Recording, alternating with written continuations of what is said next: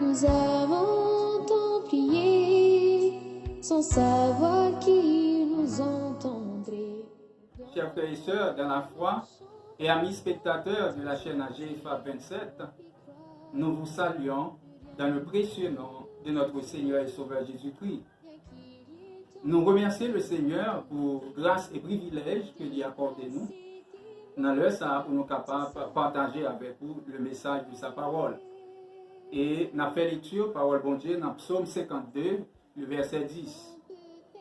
Et moi, je suis dans la maison de Dieu comme un olivier verdoyant.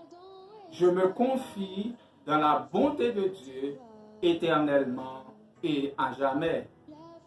Sujet que nous voulons partager à vous, intitulé Une foi inébranlable en Dieu. Une foi inébranlable en Dieu. La foi, ayant pour synonyme confiance, est une ferme conviction, une ferme assurance qui s'appuie sur Dieu, sur Jésus-Christ, sur des choses invisibles et spirituelles. C'est une vertu théologale qui a tendance à disparaître de nos jours. Et nous constatons que il y a un pile monde, à cause de circonstances défavorables de la vie, ils ont perdu la foi et ils ont tombé dans l'apostasie. Face à l'adversité, face aux aléas de la vie, face à la souffrance, face à la maladie, il y a un bagage qui est important pour nous. Nous devons avoir une foi inébranlable en Dieu. Nous devons gagner une confiance qui ferme dans bon Dieu. Quels sont donc les bienfaits d'une foi inébranlable en Dieu? À travers sermon ça, nous allons tirer dans le texte que nous lisons 4 bienfaits qui découlent d'une foi inébranlable en Dieu. Bien avant de considérer ces 4 bienfaits, nous voulons situer le contexte passage que nous lisons, qui c'est Psaume 52. Psaume 52 est écrit par David suite à un événement tragique. David, eh bien, connaît un événement, vit un événement douloureux, et c'est suite à l'événement ça qu'il a parlé pour Psaume. Il s'agit de Doeg, l'Édomite, le chef des bergers de Saül, qui était rapporté à Saül qu'il était David dans la maison du sacrificateur Achimelech, et le sacrificateur a été bali des vivres, été bali pain, le sacrificateur a été consulté l'Éternel pour lui, et le sacrificateur a été remettre l'épée de Goliath, le Philistin. Lorsque Saül finit d'entendre ça, il voulait chercher Achimelech, et il t'a pris le bail, chef li au l'ordre, pour frapper, pour tuer Achimelech. Et chef il était refusé. Et il a dit, Doeg, eh bien, tuer sacrificateur. Et Doeg, sans hésitation, il a frappé, eh bien, le sacrificateur Achimelech.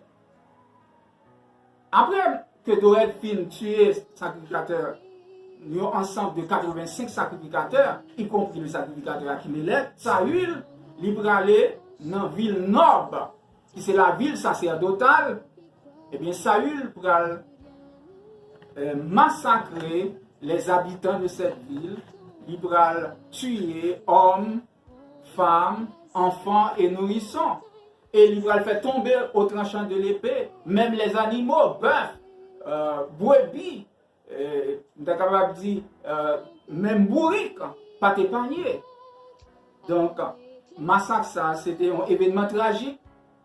Événement tragique, ça, c'était accomplissement, parole de malédiction qui était prononcée sur la maison d'Élie, le sacrificateur. Nous songeons que les fils d'Élie, Ophni et Phiné, eh bien, ils ont un comportement déréglé aux yeux de Dieu. À cause de ça, l'Éternel a prononcé malédiction sur la maison d'Élie. David, qui écrit Psaume 52, il écrit Psaume ça pour lui dénoncer le comportement méchant, dénoncer les agissements de Doeg et en même temps souligner sort qui est réservé à méchants.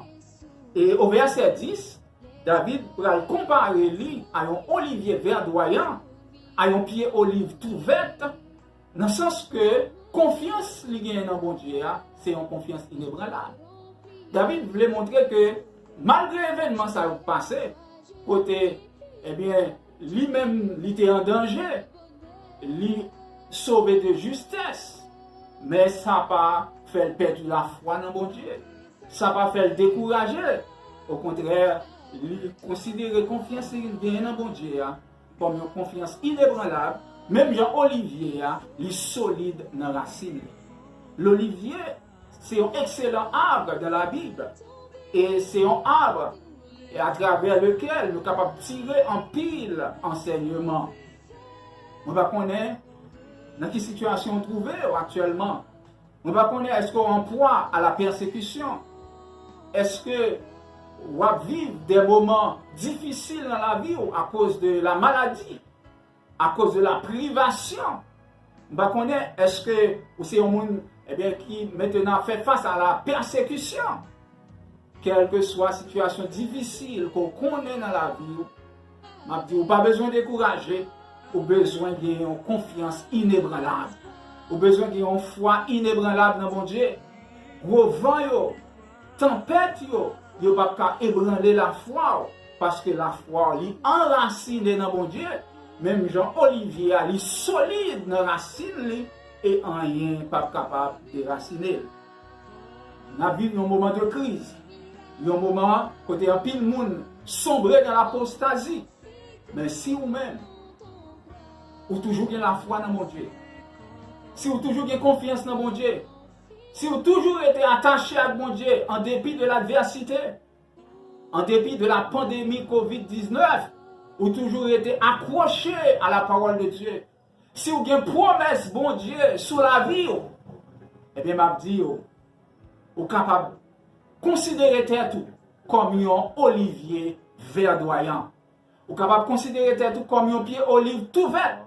Rien pas capable de sécher, rien pas capable de déraciner. Même Jacques David, lorsque nous avons confiance inébranlable dans mon Dieu, nous sommes capables de faire déclaration ça. Et moi, je suis dans la maison de Dieu comme un olivier verdoyant. Je me confie dans la bonté de Dieu éternellement et à jamais. Que le Seigneur vous bénisse abondamment et à bientôt pour la suite du message.